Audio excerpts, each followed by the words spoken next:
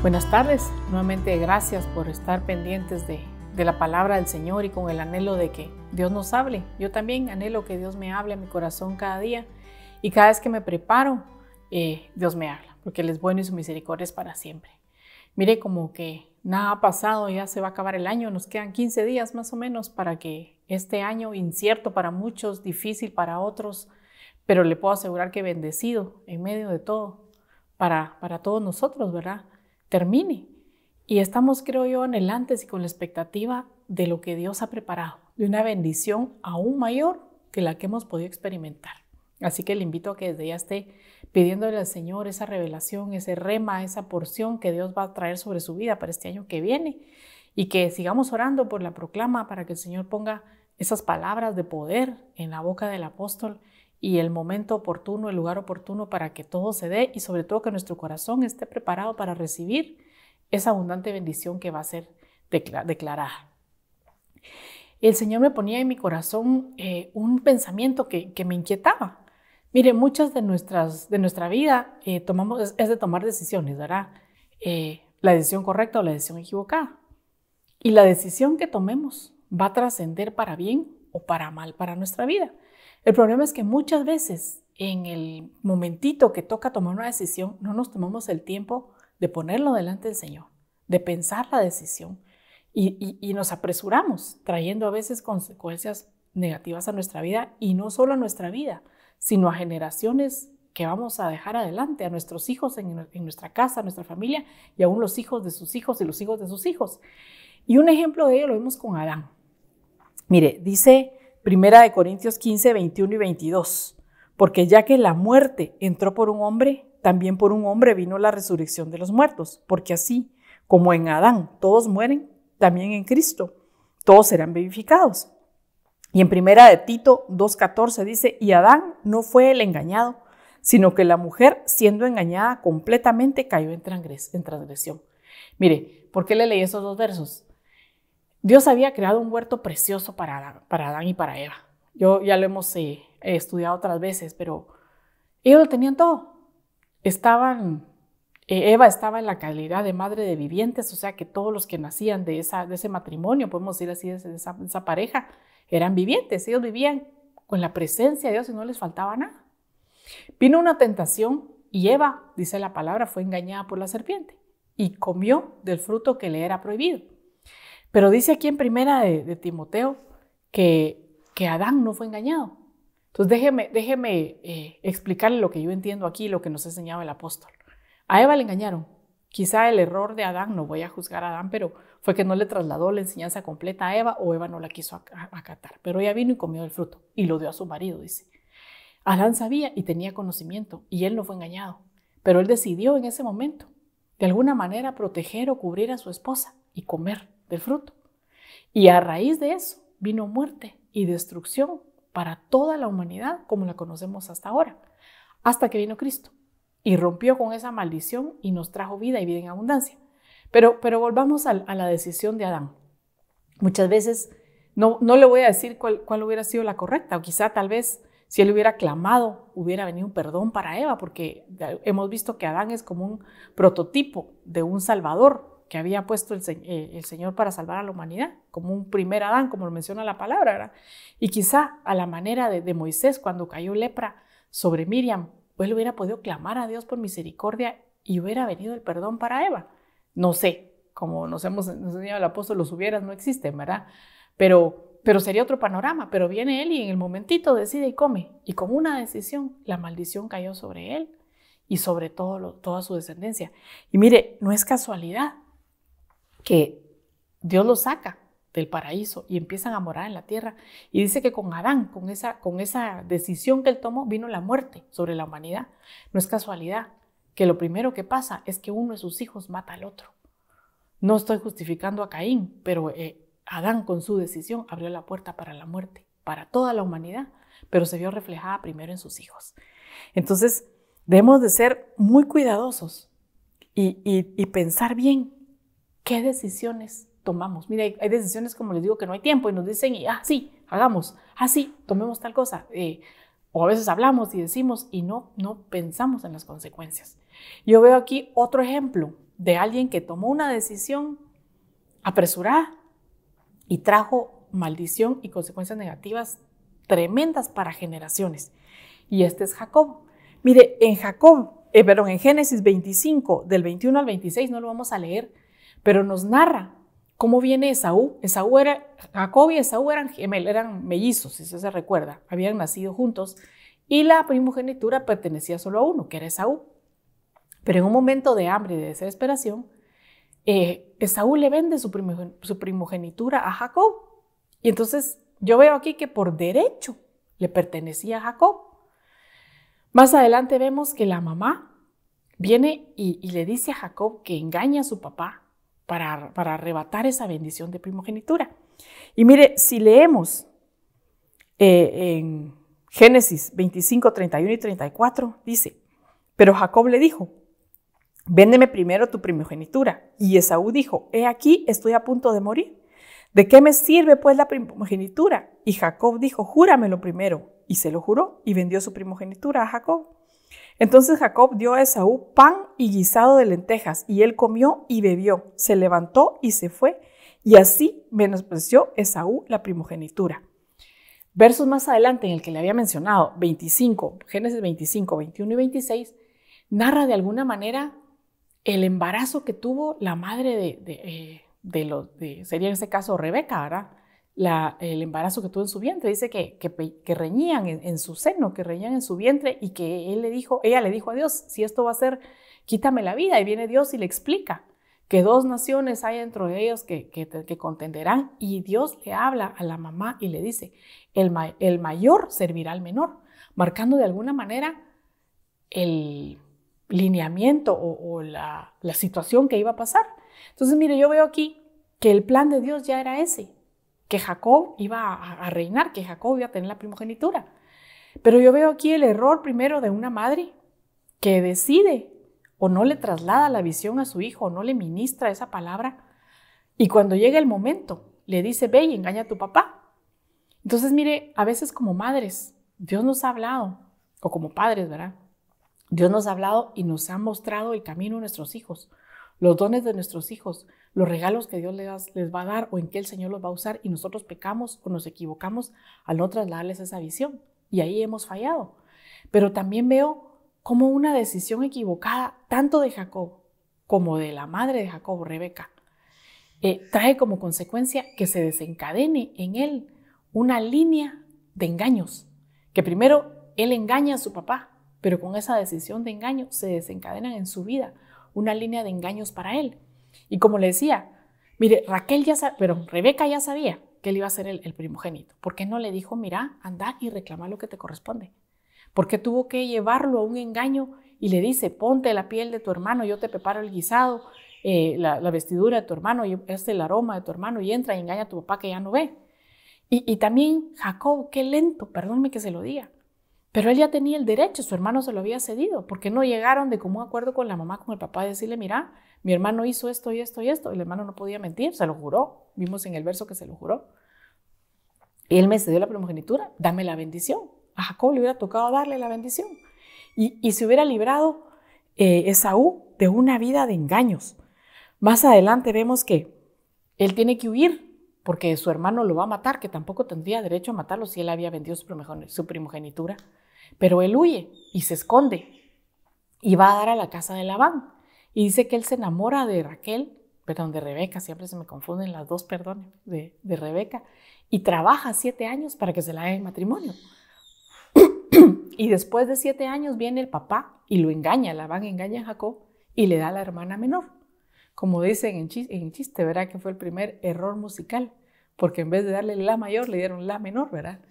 Al revés, en vez de darle la menor, le dieron la mayor. Pero viene y él se da cuenta al día siguiente de su noche de bodas, que lo engañaron. Entonces fue el primer engaño. Luego trabaja por ella y ya se la dan. Pero luego vemos que en el transcurso de su vida, dice en Génesis 29, 25, cuando fue de mañana, he aquí que era Lea. Y Jacob dijo a Labán, ¿qué es esto que me has hecho? ¿No fue por Raquel que te serví? ¿Por qué pues me has engañado? Entonces vemos aquí que surge el primer engaño en la vida de Jacob. Pero cuando vemos el significado de Jacob, es el engañador, y así se se le tacha de alguna manera el engañador, el que toma por el talón, porque su vida empezó con decisiones de engaño. Entonces, vemos también en Génesis 31:7, dice, no obstante, vuestro padre me ha engañado y ha cambiado mi salario 10 veces. Dios, sin embargo, no le ha permitido perjudicarme. Vemos que después de que es engañado, trabaja por Raquel, se queda trabajando y cada vez que le va a pagar su suegro, le cambia el salario, 10 veces lo engaña. Le pide que si las ovejas salen pardas, no son de él, y así le juega chuco, como decimos aquí, ¿verdad? Pero vemos que su vida sigue marcada por engaños, por una decisión que él decidió, pues por algo que él decidió, que fue engañar. Y mire, y no solo ahí, sino que si usted se acuerda, Jacob fue el padre de lo que conocemos como las 12 tribus de Israel. Y entre los 12 hijos de Jacob está José. Y vemos que los hermanos, que vamos a ver otra decisión equivocada con ellos, pero vienen los hermanos y odiaban tanto a José porque Jacob lo quería mucho. Y deciden matarlo. Pero viene Judá, me parece que es, y le dice, no lo maten, ¿sabe qué? Vendámoslo como esclavo. Y vienen y lo venden como esclavo, pero le quitan las vestiduras, las manchan de sangre y le dicen a su papá que su hermano murió. Nuevamente lo engañaron, haciéndole creer que su hijo había muerto. Y Jacob pasó no sé cuánto tiempo de su vida, pero fue un largo periodo, fueron como por lo menos tal vez unos 30 años en que José estuvo en Egipto como esclavo, luego como prisionero, luego como segundo del rey y luego como gobernador, hasta que llega Jacob a José y se da cuenta que era mentira, que era un engaño de sus hijos. Pero qué triste realmente ver que uno de los padres de la fe, como se le conoce, uno de los padres de Israel, ¿verdad? Cuando Israel menciona a Abraham, Isaac y Jacob, lo reconoce como padres de su fe, fue marcada con engaño por una mala decisión. ¿Cuántas de nuestras situaciones ancestrales, tal vez en las que estamos viviendo, que no logramos salir, círculos que se repiten y que no logramos romper, se pudieron haber causado por una mala decisión de un ancestro nuestro, de un antepasado, por un voto de pobreza, por una injusticia, por un engaño, por alguien tal vez a un asesinato incluso, y que viene cobrando factura de generaciones? Pero recordemos que Dios, dice la palabra, que Dios cobra de alguna manera la maldad de los padres hacia los hijos hasta la 4ª generación. Pero también dice que hace misericordia a millares de generaciones de los que le aman y los que le buscan. Entonces, realmente no hay desesperanza en decir, sí, hermana, ¿de qué me sirve pensar que usted me está diciendo que por culpa de mi antepasado yo estoy pasando por esta situación? Pues hay solución y vamos a verla más adelante. Hay misericordia para nosotros y para miles de nuestras generaciones por venir, al darse cuenta o al poder discernir esos patrones que se están dando, esas situaciones que se pudieron haber desencadenado por una mala decisión.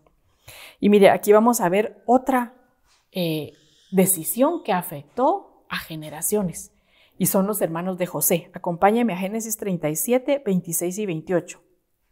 Y dice, y Judá dijo a sus hermanos, ¿qué ganaremos con matar a nuestro hermano y ocultar su sangre? Venid y vendámoslo a los ismaelitas, y no pongamos las manos sobre él, pues es nuestro hermano, carne nuestra. Y sus hermanos le hicieron caso. Pasaron entonces unos mercaderes madianitas, y ellos sacaron a José, subiéndolo del pozo, y vendieron a José a los ismaelitas por 20 piezas de plata, y estos lo llevaron a Egipto. Vemos que con esta venta lo que desencadenó es que José se fue de esclavo a la casa de Potifar, y estuvo ahí un tiempo hasta que la Potifara, como decimos, ¿verdad?, lo acusó y él fue a la cárcel. Pero la decisión de unos hermanos de hacer esclavo a su hermano, mire, trascendió al pueblo completo de Israel. Porque si seguimos la historia leyendo en el libro de Génesis, ellos tienen que descender a Egipto por causa de la hambruna que se desató. José ya estaba preparado y advertido en sueños y fue levantado como segundo del rey para tener provisión. Y por un tiempo, todos los hijos de Jacob van a morar a Gosén y son alimentados directamente por Faraón y tratados con un trato especial. Pero dice la Biblia también más adelante que el nuevo Faraón no conocía de José y empieza a tratar al pueblo de Israel como esclavos y los hace esclavos. Y me parece que estuvieron como esclavos como 400 años. Entonces yo me ponía a pensar, una decisión, en este caso fue Judá, me parece, que dijo, ¿saben qué? Vendámoslo. Y el resto de los 9 hermanos que dijeron, hagamos, 8, perdón, porque Rubén me parece que no estaba en ese momento ahí. Los 8 que quedaban se pusieron de acuerdo y vendieron a su hermano como esclavo. Hizo que toda una generación de israelitas, no tengo ni idea qué número fuera, fueron esclavos por 400 años y fueron tratados duramente y fueron azotados y sufrieron esa esclavitud y clamaban a Dios y gimieron a Dios. Y Dios los escuchó y levanta a Moisés para que vaya y los liberte. Pero me impresionaba realmente yo cuando el Señor me permitía entender este pasaje, de decir hasta dónde trascienden nuestras decisiones. Cuántas de las cosas que nosotros mismos hemos decidido pueden traer consecuencias negativas a nuestros hijos.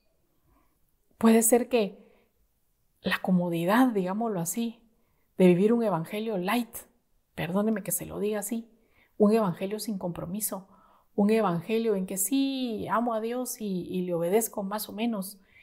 Sí, más o menos me congregaba y ahora pues más difícil, ¿verdad? Medio me hago el loco y medio me congrego. Traiga consecuencias en que nuestros hijos ya no solo vivan un evangelio light, sino que se aparten completamente y se olviden de los principios básicos que el Señor nos enseñó. Y por eso es que nos recalca la palabra en Números, ¿verdad? Cuando dice, y estas palabras que yo te enseño hoy se las enseñarás a tus hijos cuando te levantes, cuando te acuestes, cuando vayas por el camino, cuando te sientes por la mesa. Porque realmente nuestro evangelio no es un evangelio, no puede ser un evangelio light. Nuestro evangelio es un evangelio de una forma de vida que debemos de practicar, nos vean o no, nos escuchen o no, y que debemos de trasladárselos a nuestros hijos. Mire, aparte de lo que vamos a seguir viendo, muchas de las veces en las que el pueblo de Israel se regresaba a la idolatría, es porque la generación, por ejemplo, la que fue libertada de Egipto y que vio la mano poderosa de Dios y que vio los milagros, las maravillas y los prodigios y que vio cómo Dios castigaba cuando se volvían, por ejemplo, los ídolos, como cuando Aarón les hace un becerro de oro, se les olvidó contárselas a sus generaciones, y esa decisión de no trasladar las maravillas de Dios, de no darle la gloria a Dios, hizo que nuevamente cada vez que podían se volvían a los ídolos. Y menciona cuando usted lee Jueces, cuando usted menciona Josué, cuando lee las crónicas, los reyes, vemos como el pueblo nuevamente, mire, le levanta un libertador, como en el caso de Moisés, como en el caso de Josué, como en el caso de Gedeón, como en el caso de Barak, en su momento le levanta un juez. Y por un tiempo, mientras el juez está vivo, mientras está enseñándoles, el pueblo se mantiene tranquilo. Pero cuando el juez muere, vuelven otra vez a los ídolos, vuelven otra vez a apartarse de Dios. Y debemos nosotros ser cuidadosos, hermanos, porque a nosotros nos van a pedir cuenta de la viña que el Señor nos puso a cuidar, del rebaño que el Señor nos entregó. Sí nos van a pedir cuenta de nuestra vida espiritual y del servicio que pudimos tener en la iglesia y de las veces que nosotros asistimos, pero también de lo que nosotros con nuestras decisiones hayamos hecho sobre nuestros hijos. Y sobre eso va a trascender a los hijos de sus hijos y así por muchas generaciones. Pero mire, vamos a ver otro ejemplo de una mala decisión. La mamá de David. Acompáñame a Salmo 51:5. Dice, he aquí, yo nací en iniquidad y en pecado me concibió mi madre. Mire, aquí está David, luego de un proceso que él se da cuenta, sacando en evidencia cómo fue su origen y entendiendo que la decisión de su mamá, no sé qué pasó con la mamá, no lo relata la palabra, pero nos da a entender que ella cometió adulterio y ella quedó embarazada de David, consecuencia de su adulterio. Y dice, en pecado me concibió mi madre, lo concibió en adulterio, pero dice, en iniquidad fui dada a luz. Yo entiendo con esto que aparte del pecado sexual, involucraba un engaño, porque no le dijo a Isaí, al papá de David, que el hijo no era de él, sino que lo mantuvo en secreto. Me imagino yo que por eso dicen iniquidad fue dada a luz, porque dice que el que confiesa su pecado y se aparta alcanza misericordia. Pero si no lo confesó y lo ocultó, ese pecado se aumentó, digamos, o involucionó a un grado de iniquidad. Y entonces vemos cómo esa decisión de la mamá marca la vida de David. Mire, dice la palabra que de los reyes de Israel, ninguno como David. Era un hombre conforme al corazón de Jehová. Y cuando se menciona de los más amados que tuvo el pueblo de Israel, solo David.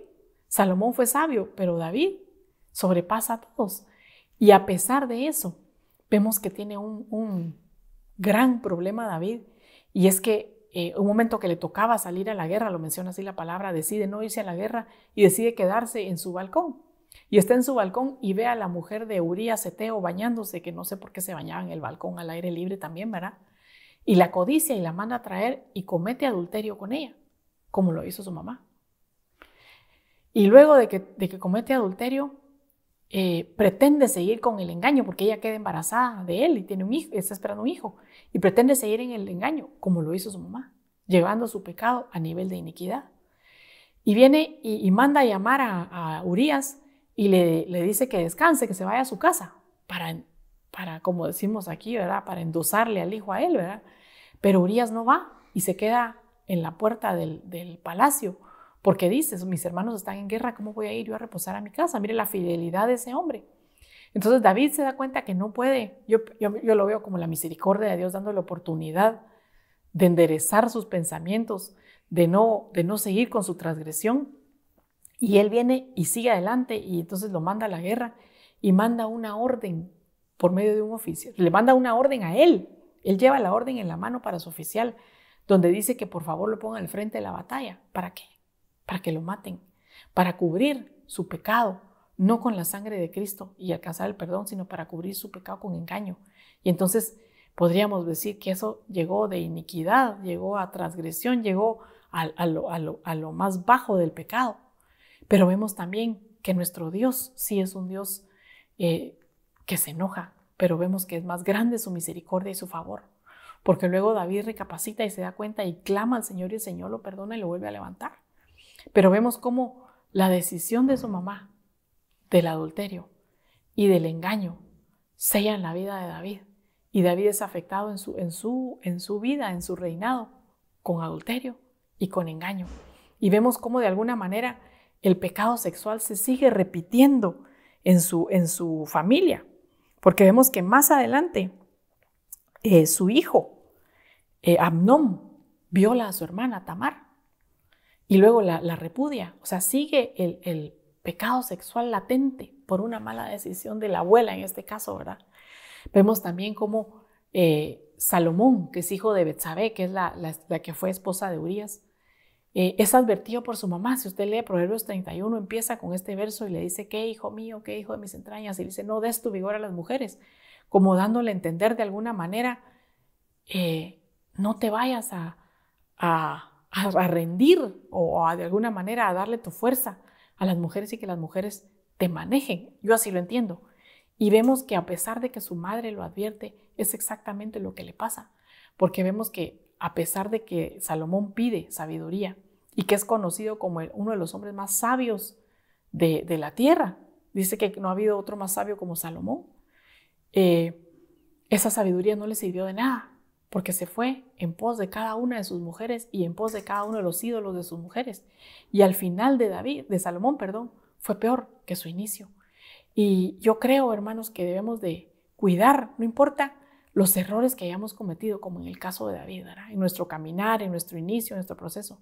Lo importante es cómo cerremos, cómo terminemos nuestra carrera. Y en este caso, Salomón se ve afectado en el área sexual, con caer o con rendirse a tanta mujer, y eso lo arrastró a un pecado de idolatría, que son de los que más aborrece el Señor. Miremos otra mala decisión que afecta a toda una familia, y es el caso de Acán. Josué 7, 20 y 21 dice, y Acán respondió a Josué y dijo, en verdad he pecado contra el Señor Dios de Israel, y esto es lo que he hecho. Cuando vi entre el botín un hermoso manto de cinar y 200 siclos de plata y una barra de oro de 50 siclos de peso, los codicié y los tomé. Y aquí están escondidos en la tierra dentro de mi tienda con la plata debajo. Josué 7, 24 y 26 dice, entonces Josué y con él todo Israel tomó a Acán, hijo de Zera, y la plata y el manto y la barra de oro, sus hijos, sus hijas, sus bueyes, sus asnos, sus ovejas, su tienda y todo lo que le pertenecía. Y los llevaron al valle de Acor. Y Josué dijo, ¿por qué nos has turbado? El Señor te turbará hoy. Y todo Israel los apedreó y los quemaron después de haberlos apedreado. Y levantaron sobre él un gran montón de piedras que permanece hasta hoy. Y el Señor se volvió del furor de su ira Por eso se llamó aquel lugar el Valle de Acor hasta el día de hoy. Mire, si usted se recuerda, el pueblo de Israel va y toma Jericó. Y la instrucción directa de Dios fue: no tomen nada de los despojos que hay, esos son para mí. Pero vemos que el mismo Acán viene y confiesa: los codicié en mi corazón y tomé un manto, plata, ¿y qué más era? Un manto de cinar, 2 siclos de plata y una barra de oro. Pensando con las consecuencias que trajo para su vida, ¿será que valía la pena? ¿Será que le iba a dar la felicidad completa el haber tomado eso? Mire, pertenecía a Dios. Aparte que era de Dios, era una riqueza injusta, una ganancia injusta, pero sobre todo empezó con una codicia en el corazón.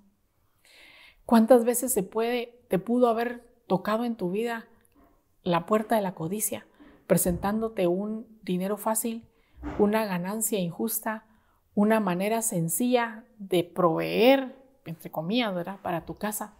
Y posiblemente cediste a la codicia y posiblemente aceptaste un soborno y posiblemente dijiste: no pasa nada y me hago de la vista gorda.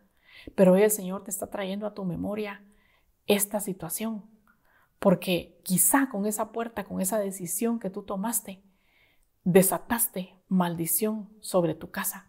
Porque aquí, mire qué tremendo, vimos en el verso que todas sus cosas, sus hijos, sus hijas, sus bueyes, todas sus pertenencias, de nada les sirvió todo lo que tenía, porque fueron sacados, dice que fueron apedreados y quemados. O sea que los linchamientos que vemos ahora ya existían antes.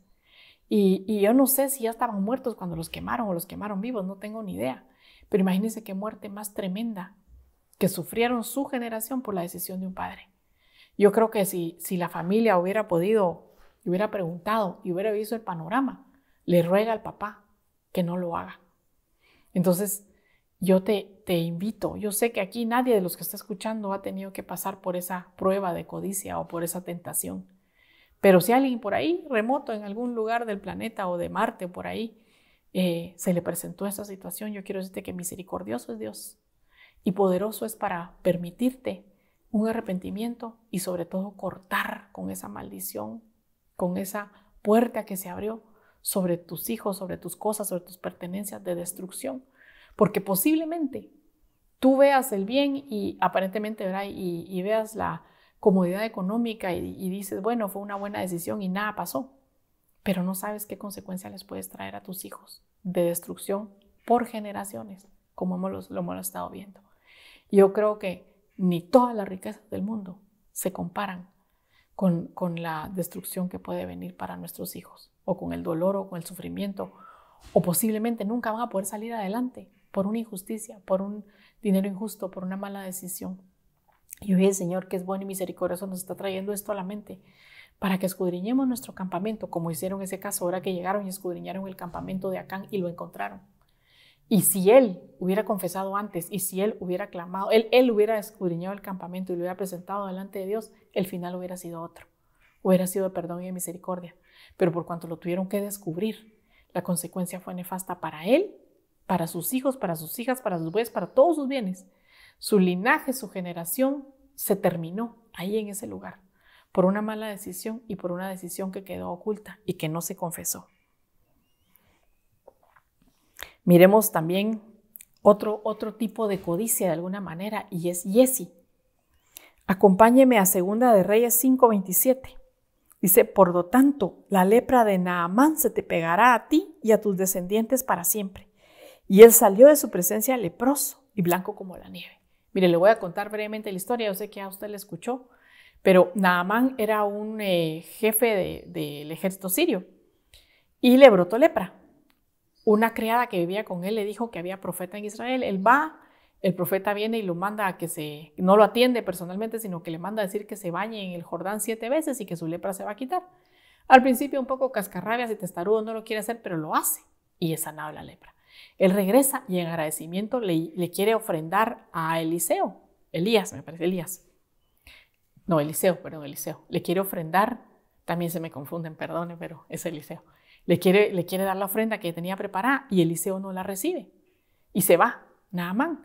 Pero la codicia de Giezi en su corazón le dice: ¿pero por qué no lo recibiste si él ya lo había preparado? Y él le dice algo así como: no es tiempo de recibir. La cosa es que él se va en escondidas de su amo, de su señor, y va y le engaña a Naamán y le dice, ¿sabes qué? Cambió de parecer mi amo, dame para los profetas, y le mete ahí un cuento para que le dé. Y viene él y le da y lo oculta, nuevamente lo oculta, no lo confiesa. Y Eliseo lo sabe porque es profeta de Dios y lo manda a llamar y le dice, ¿qué has hecho? Y él le mete cuento para no hacerse la larga, ¿verdad? Y por eso viene la palabra, la lepra se te pegará a ti y a tu descendencia para siempre. Imagínense qué tremendo. Vemos que la lepra es figura del pecado, pero en este momento es una enfermedad física que los obligaba a mantenerse afuera del campamento, porque un leproso no podía entrar en el campamento. Un leproso no podía tener contacto con las personas con la tribu, porque era leproso y esa enfermedad no tenía cura. Se iba desprendiendo su carne y yo creo que al final iban a morir solos. Entonces, ¿cuánta, por una codicia, por un engaño, porque otra vez lo oculta, puede venir lepra? No para tu casa, sino para la casa de la persona que abre la puerta a la codicia, a la que abre la puerta al engaño, a la que toma algo que no le pertenece, a la que se presta a los sobornos de alguna manera. Y nuevamente lo ocultó.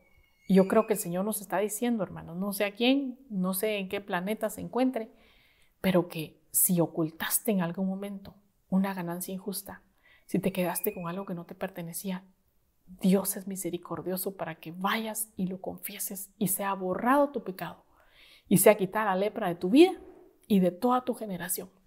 Porque también, como vemos, la lepra es figura del pecado. Puede ser que con esa actitud que tomaste, el pecado te envuelva y te vayas alejando cada vez más de la congregación de Dios, de los justos de Dios, del pueblo de Dios, y te quedas quedar afuera. La lepra lo que hacía era que daba insensibilidad porque ya no se sentía. Entonces puede venir una insensibilidad a tu corazón, o no al tuyo, al de la persona que nos está escuchando ahí de Marte, y ya no sienta el pecado y se vaya cada vez alejando más del Señor hasta que llegue una muerte física, espiritual a su vida y sobre sus hijos, porque ellos van a crecer también con lepra, con insensibilidad al pecado, con pecado rodeándolos por dentro y por fuera y apartándose de Dios, y al final traer muerte por una codicia, por una decisión, por un engaño. El Señor es misericordioso y nos está hablando a tiempo y fuera de tiempo para que alcancemos ese perdón y esa misericordia de Dios. Mire, otro ejemplo de una mala decisión es Cam. Si usted se recuerda, dice la palabra que había una corrupción tan grande en la tierra, similar a la que está ahora, porque dice la palabra que como en los días, ¿cómo será la venida del Hijo del Hombre? Como en los días de Noé. Y en la época de Noé había una corrupción similar a la nuestra ahorita.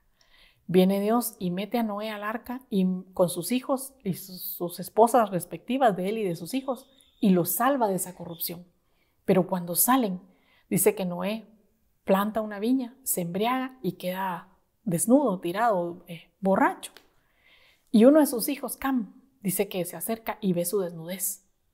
Y cuando se lee el contexto, da a entender que de alguna manera tuvo relaciones con su papá, cayó en un pecado, un incesto, ¿verdad? Pero viene y llama a sus hermanos para que compartan de alguna manera el pecado con él. Y los hermanos se cubren el rostro y tapan a su papá sin ser partícipes de esto. Cuando al día siguiente Noé se entera, lanza una maldición sobre Cam, que podemos ver en Génesis 9:22, y dice: y Cam, padre de Canaán, vio la desnudez de su padre y se lo contó a sus dos hermanos que estaban afuera.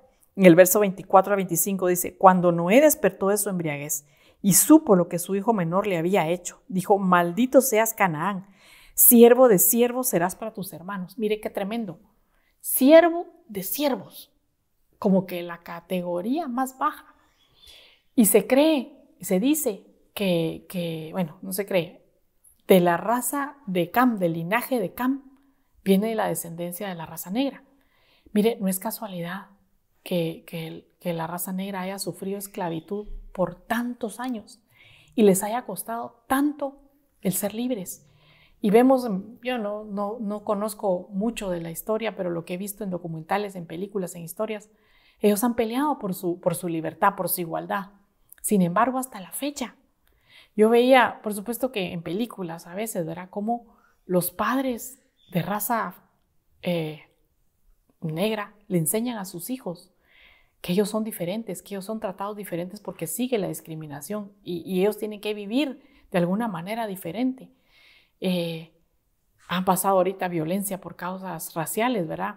Y no vamos a seguir en el punto, pero una esclavitud, una opresión por tantos años para un pueblo, para una etnia, para una raza, por una decisión, por una mala decisión de un hombre. Hace cuántos miles de años se sigue haciendo evidente. Y decía, siervo de siervos serás, esclavo de esclavos. Imagínense qué tremenda maldición cayó por una decisión equivocada, por una decisión incorrecta, similar a la que pasó con las hijas de Lot.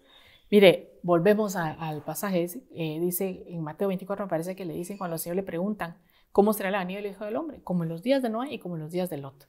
Y en los días de Lot igual había una degeneración sexual tan grande que cuando Abraham clama por misericordia para Sodoma, le dice, si hubieran 10 justos, no destruiría Sodoma.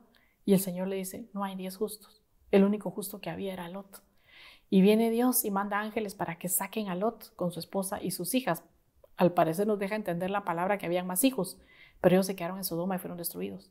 Pero 2 de las hijas salieron y la esposa. Y vemos que la esposa en el camino voltea y se convierte en estatua de sal, dando a entender de alguna manera que anheló, añoró lo que había y se quedó ahí.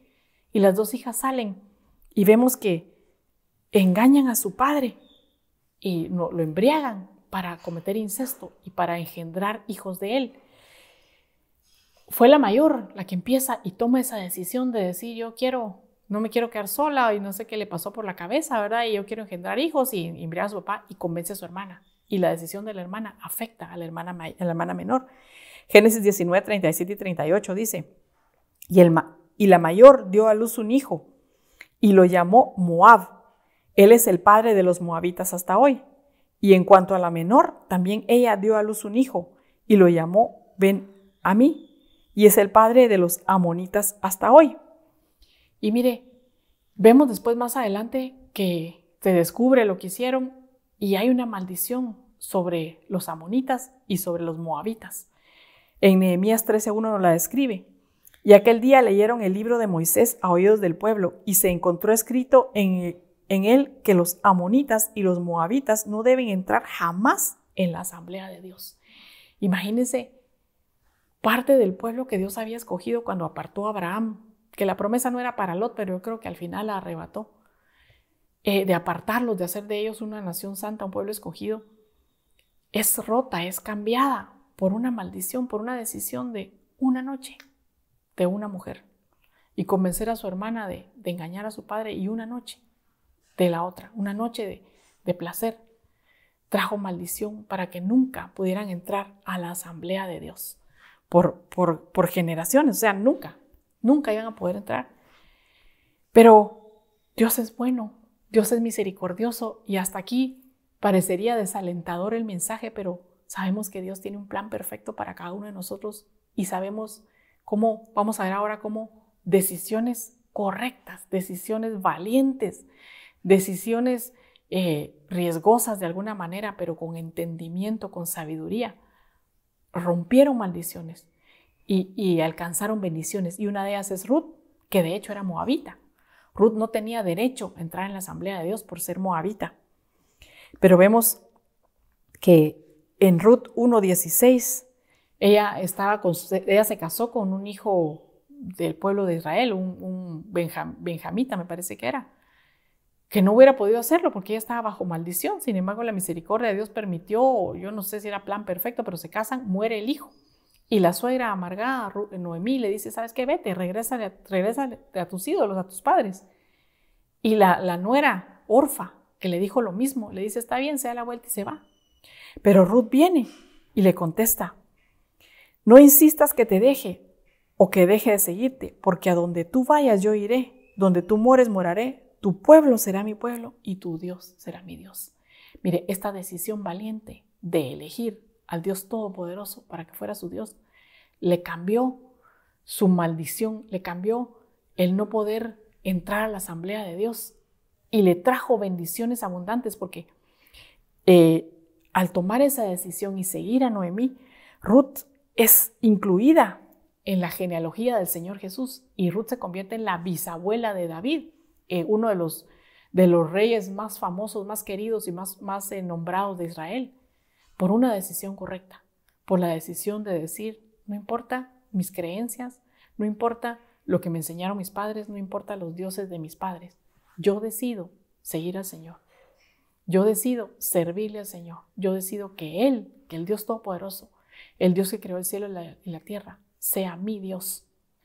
Y yo no sé cuál es tu condición, yo no sé cuál es tu situación, yo no sé quién me está escuchando a través de este mensaje, pero quiero decirte que no se trata de religión, no se trata de lo que te han enseñado, no se trata de lo que has aprendido, sino que es el momento. Tal vez te había estado oyendo como a Ruth, ¿verdad? Bajo maldición, bajo maldición, bajo maldición, alejado de la presencia de Dios. Y hoy el Señor te está dando la oportunidad de que tú decidas que el Señor Todopoderoso, Jehová de los ejércitos, se convierta en tu Dios y que el Señor Jesucristo, con su sacrificio perfecto en la cruz, se convierta en tu Señor y Salvador. Y al hacer eso en tu corazón y confesarlo con tu boca, como dice la palabra, esa maldición sea cortada y tú puedas ser incluido en la asamblea de Dios, en un pueblo que está siendo preparado para la próxima venida del Señor, en un pueblo que está siendo modificado, tallado, perfeccionado para llegar a la estatura de una novia que va a casarse, que va a ser arrebatada de la tierra y que nos vamos a ir a la eternidad, a una eternidad preciosa, mucho mejor de lo que podemos imaginar. Solo tienes que pedirle perdón al Señor por la vida pasada y decidir que de hoy en adelante tu Dios será el Dios de Israel, tu Dios será el Dios Todopoderoso, tu Dios será Jehová de los ejércitos y que tú decides que Jesucristo se convierta en tu Señor y Salvador. Otro que tomó una decisión valiente de bendición fue Josué. Si me acompañas a Josué 24:15, dice: y si no os parece bien servir al Señor, escoged hoy a quién habéis de servir, si a los dioses que sirvieron vuestros padres que estaban al otro lado del río, o a los dioses de los amorreos en cuya tierra habitáis, pero yo y mi casa serviremos al Señor. Miren, hermanos, esa es una decisión valiente de la que nos toca tomar en este tiempo. Estamos viviendo un tiempo muy difícil, muy complicado, y tal vez no podemos congregarnos como antes y decir, vamos hijos todos juntos, vamos a buscar al Señor, vamos a ir a la iglesia y llevárnoslos. Pero sí es un tiempo de decir, yo y mi casa serviremos al Señor. Yo y mi casa buscaremos al Señor. Yo y mi casa haremos un altar ahí en nuestra casa. Si no podemos asistir a una iglesia físicamente, ahí en nuestra casa, hacer un altar y atraer la presencia del Señor. Para que ángeles, como dice la palabra, desciendan y ministren para que la presencia del Señor nos llene, para que el Espíritu Santo nos visite ahí en nuestra casa. Y no solo a nosotros, sino a todos nuestros hijos. Pero es una decisión valiente de un cabeza de casa, que le toca decir, Señora, tráeme y en pos de ti correremos. Que le toca decir, vamos, es tiempo de orar, vamos, es tiempo de buscar al Señor, vamos, es tiempo de alabar al Señor. El primero, yo y mi casa. Y eso va a traer innumerables bendiciones para tu vida y para tus hijos. Mire, otra decisión valiente también es Rebeca. Génesis 24:14 dice: que sea la joven a quien yo diga, por favor, baja tu cántaro para que yo beba, y que responda, bebe, y también daré de beber a tus camellos, la que tú has designado para tu siervo Isaac. Y por ello yo sabré que has mostrado misericordia a mi Señor. Más adelante vamos a leer lo que sigue del verso, pero vemos que mandan a buscarle una esposa a Isaac, mandan a Eleazar, el siervo, a buscar una esposa a Isaac. Imagínense qué gran responsabilidad. Ve y busca una esposa para mi hijo. ¿Cómo? Él en su temor al Señor le pide a Dios que le dé una señal y que la señal sea que le dé de beber agua a él y a sus camellos. Y así lo hace, pero pidió al Señor por sabiduría, pidió al Señor por guianza, pidió al Señor por respaldo. Y el Señor va y lo hace. Y en el verso del 18 al 19 leemos: y ella dijo, bebe, Señor mío. Y enseguida bajó el cántaro de su mano y le dio de beber. Cuando había terminado de darle de beber, dijo, sacaré también para tus camellos hasta que hayan terminado de beber. Miremos, oído y escuchado enseñanzas respecto a esto, que realmente fue una hazaña de servicio, porque decía que sacar agua de un pozo no es fácil y alimentar a camellos no es nada fácil porque beben muchísima agua. Pero vemos una mujer que decidió dar más allá de lo que le pidieron, una mujer que decidió servir de alguna manera. Y eso le trajo la consecuencia de que fue escogida para ser esposa de Isaac. Y mire, yo veo en esto una figura hermosa. Y la figura es que el Señor viene pronto. Y hay una promesa de que hay un grupo pequeño dentro de su pueblo escogido, dentro de su iglesia, dentro de su amado, que es candidata para casarse con él. Y la señal va a ser, de alguna manera, que baje su cántaro y que le dé de beber al siervo y que le dé de beber a los camellos. Y sabemos que los ministros los camellos, pero son figura de ministros. Entonces está hablando de alguna manera en llevar sustento, en llevar alimento, hablando del diezmo, puede ser a los ministros traer tu diezmo para que ellos se alimenten. Dice el obrero es digno de su salario. Esa sería una de las primeras señales o de los primeros requisitos o uno de los primeros, ¿qué podría decir? Elecciones que como hijos de Dios, como iglesia hacemos para ser candidatos a novia. Y es el dar de beber a los camellos, el dar de beber a los ministros. Pero también involucra el servicio, porque vemos más adelante que le ofrece hospedaje, que le dice vete a mi casa, yo te voy a hospedar, yo te voy a... Entonces, las características de Rebeca, eso te lo dejo como tarea. Las características que Rebeca pudo haber tenido son características que nosotros como iglesia anhelante de ser escogidas como esposa deberíamos de presentar en nuestro día a día. Una característica de servicio, una característica de dar más allá de los que nos piden, una característica de despojarnos. Amén. Entonces, te invito a que recapacitemos, que escudriñemos nuestro campamento, que le pidamos perdón al Señor por las decisiones que quizá pudimos haber tomado equivocadamente y que pueden afectar a nuestra descendencia, a nuestros hijos, a nuestra vida, y que nos encaminemos en tomar decisiones valientes, en tomar decisiones osadas, en tomar decisiones que van a traer bendición para nosotros y para nuestros hijos en el nombre de Jesús. Vamos a orar y si hay alguien que quiere entregarle su corazón al Señor, ese es el momento de hacer la oración de fe, de entregarle su corazón. Si quieres repetir estas palabras después de mí, lo puedes hacer. Padre, en el nombre de Jesús, te damos gracias, Señor, por este tiempo, por esta prédica que tú has enviado, por esta palabra, Señor. Hoy vengo, Señor, acompañando a aquellos que quieren rendir su vida en oración, reconociéndote como su Señor y su Dios. Repite conmigo esta oración. Señor, yo te pido perdón por las decisiones pasadas, por los errores que pude haber cometido, por el haberme apartado de ti. Pero hoy yo decido que tú seas mi Dios, que tú seas mi Señor. Yo te entrego mi corazón, te entrego mi vida y estoy dispuesto a dejarme señorear, guiar, pastorear por ti, por tu palabra y por tus ministros, en el nombre de Jesús. Y te pido que así como Josué, me ayudes a decir con valentía, yo y mi casa serviremos a Jehová. Que no sea solo yo, Señor, sino que toda mi casa podamos ir en pos de ti, Señor, y servirte a ti y agradarte a ti. En el nombre de Jesús. En el nombre de Jesús te bendigo y te pido que la gracia, la misericordia y el favor de Dios estén sobre tu vida y sobre tu casa, sobre tu familia. En el nombre de Jesús y te doy gracias por estar pendiente. Nos vemos con la ayuda del Señor el próximo martes. Nos quedan 2 martes más antes de que termine este año glorioso, especial que el Señor preparó. Y anhelantes del año precioso que el Señor ya dispuso para nuestras vidas. En el nombre de Jesús te bendigo. Nos vemos el próximo martes.